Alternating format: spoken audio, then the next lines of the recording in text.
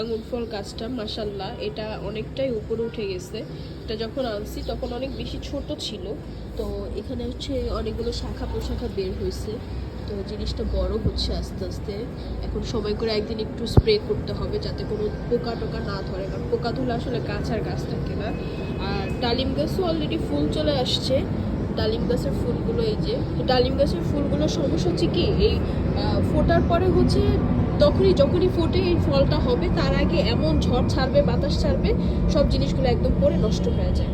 এখন পর্যন্ত ডালিম গাছের ফুলগুলো রাখতে পারলাম না, সবগুলো জিনিস নষ্ট হয়ে যাচ্ছে। তো দেখা যাক কি হয়।